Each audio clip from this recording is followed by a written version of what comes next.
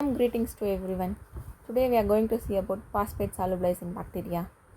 First, we all come to know about what is phosphorus. It is an important key element and it gives nutrition to plants and it is next to nitrogen. Phosphorus is a macronutrient that play a very important role in plant growth and it participates in many metabolic reactions. The phosphorus amount is between 0.2 to 0.8 percentage and it is the most dry weight of the plant. It contains nucleic acids, enzymes, coenzymes and nucleotides. Phosphorus is a soil solution which exhibits in the form of inorganic phosphorus and it gives the plants into soluble organic phosphorus.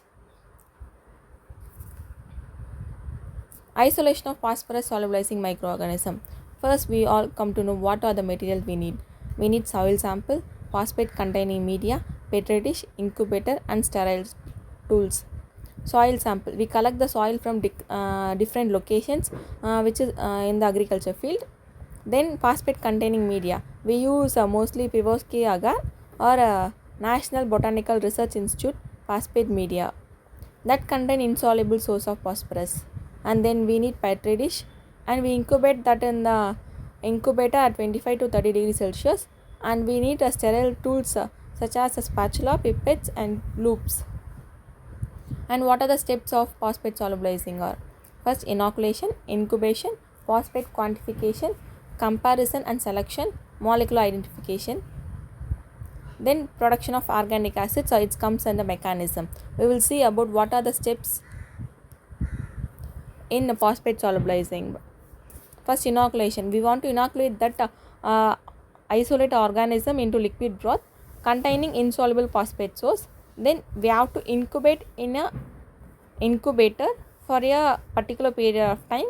Then we want to do phosphate quantification. Take a sample at regular intervals and measure the solubilized phosphate content. Using calorimeter, we have to quantify the solubilized phosphate.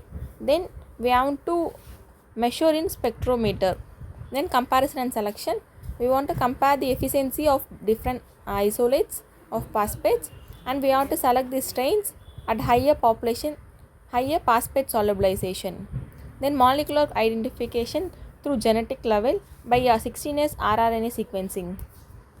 Then we will come to know for a mechanism, production of organic acids, production of phosphates, ion exchange, chelation, phosphate transporters, enzymatic reduction and siderophore production. First, we all come to know about what is organic production. The phosphate solubilizing bacteria produce organic acids like citric acid, oxalic, gluconic and acetic acids. These are lower in the pH of the rhizospore region. Rhizospore region is nothing but the root region that react with insoluble phosphate compounds and break them into a soluble form of phosphates, and it can be easily absorbed for the plants. Then production of phosphates. It produces the phosphates by producing the enzymes. Then we all come to know about what is meant by ion exchange. Phosphate solubilizing bacteria can exchange ions with the soil minerals. They release protons which can be replaced as the phosphate ions in the soil particles. The exchange of ion is very much helpful for releasing phosphate ions into the soil. Then chelation.